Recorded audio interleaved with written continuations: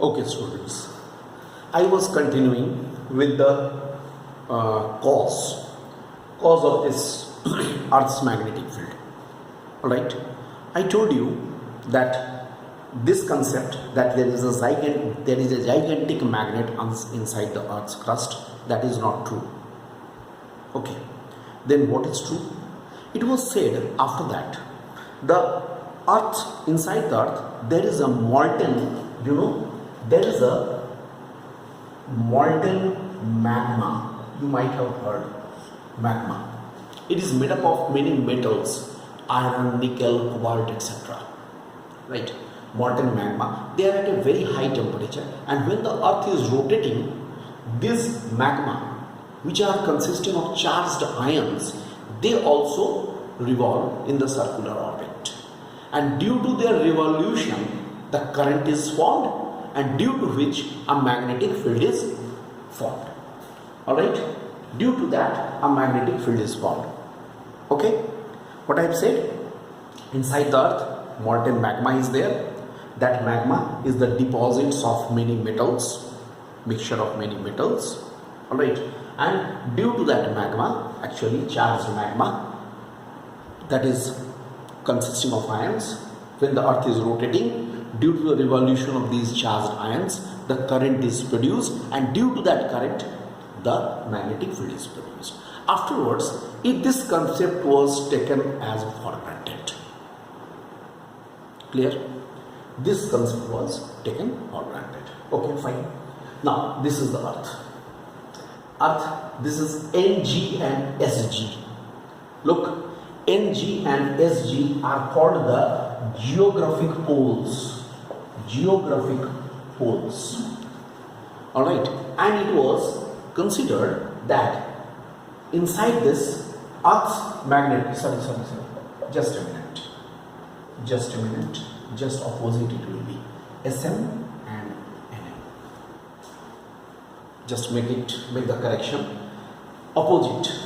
This side is Sm, this side is Nm.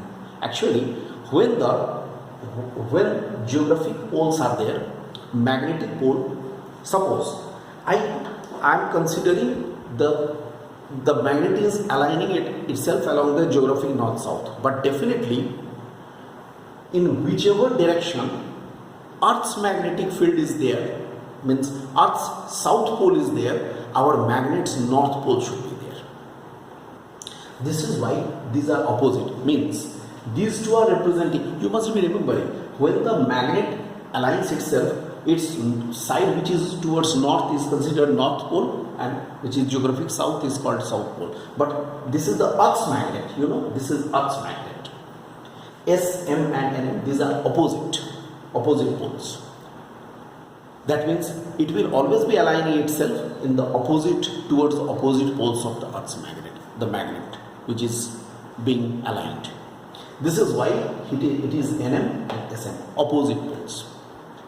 So, here, the vertical plane, look, this is the geographic axis. You can write the imaginary line which is joining the geographic poles. Imaginary line joining the geographic poles are called the geographic axis, or it is known as the geographic axis. The imaginary line joining the geographic poles is known as the geographic axis, and the imaginary line which is joining the magnetic poles, Earth's magnetic poles, that is known as the, that is called magnetic axis. Alright, geographic axis and magnetic axis are very clearly shown, and the vertical plane, again you can write the vertical plane passing through the geographic axis like this. A vertical plane which is passing through the geographic axis is known as, the vertical plane passing through the geographic axis is known as the, that is known as the geographic meridian. So the vertical plane which is passing through the geographic axis is called the geographic meridian, and simply the magnetic meridian is also there. Magnetic meridian. The magnetic meridian is the vertical plane passing through the magnetic axis. Alright. So geographic axis, they are shown. Magnetic meridian, geographic axis and magnetic axis are shown, and the planes, those cannot be shown here. Here we have shown it. Okay, these are the important things regarding this. Alright. Okay. Now we are coming to the next point, elements of terrestrial magnetism. Let us now discuss the elements of terrestrial magnetism. Important elements of terrestrial magnetism. To show this, I first describe this diagram. There are two planes have been shown. Look, there are two planes, PQRS and PQR-S'. Isn't it? One plane is in front of you, PQRS, and just you can say behind this another plane making some angle with the front plane like this, as shown in the figure. Figure is very clear. And this front plane, which has been completely shown by the bold line, that is called magnetic meridian, that's a plane, and the back side plane, which is behind, that is called the geographic meridian. Understood? This is the Earth's magnetic field. This is the direction of the Earth's magnetic field. B vector is the Earth's magnetic field. There are some elements, important elements. Number one is the declination. Okay. Number two is the inclination, which is also known as dip. Okay. And number three, horizontal component of Earth's magnetic field. There are three elements of this terrestrial magnetism. What are the three elements? These are the three elements. First is the declination. What is declination? Declination is the angle between the magnetic meridian and the geographic meridian. Here, theta is the declination. In the figure, theta is the declination. So I repeat, what is declination? Declination is the angle between the magnetic meridian and the geographic meridian. Okay? Angle between the magnetic meridian and geographic meridian is known as the declination. Followed? Second point, that is called the inclination or dip. It is the inclination is in the figure is shown by delta, the angle delta. Look, inclination, it is the angle made by Earth's magnetic field with the horizontal. It is the angle made by Earth's magnetic field with the horizontal. Alright? Clear?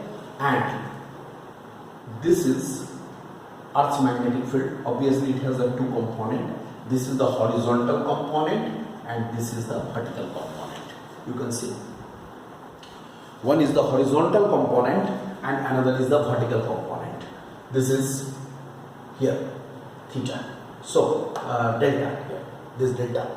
Look, here we can say, what is the horizontal component? We can say BH is the horizontal component.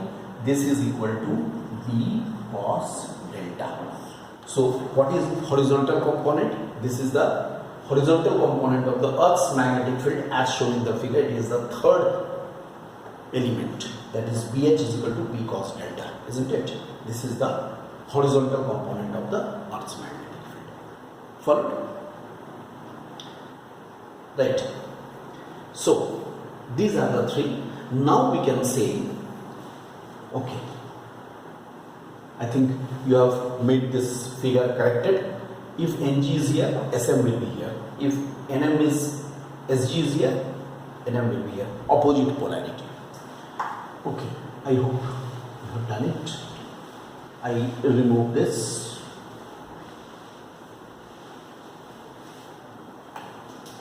Now we can say here BH equal to B cos delta and BV is equal to B sin delta. Then now we can say B sin delta by B cos delta should be equal to BV by BH. B and B cancels. Tan delta is equal to BV by BH. Look, this is the angle of dip. The angle of dip or the angle of dip or inclination is given by this. Alright, this formula. Alright. And now finally, just like the geographic map, similarly there is the magnetic map also is there for the earth. For the earth there is a magnetic map also. In the magnetic map there are three important lines. One is isogonic lines, second is isoclinic lines, and number three is the isodynamic lines. Look, these are the three important lines in the magnetic map. Just like the geographic map, there is a magnetic map. Isogonic lines, you can write. These lines join the locations of equal declination. These lines join the locations of equal declination. Okay. Second is isoclinic lines. These lines join the locations of equal dip. Alright, and isodynamic lines, similarly, these lines join the locations of localities or locations of equal horizontal component of Earth's field. Right, these are the important lines. I think this much is sufficient for magnetism. Once I will have a view on this chapter. With this long chapter is complete. Right, so I will once check. I hope everything is complete.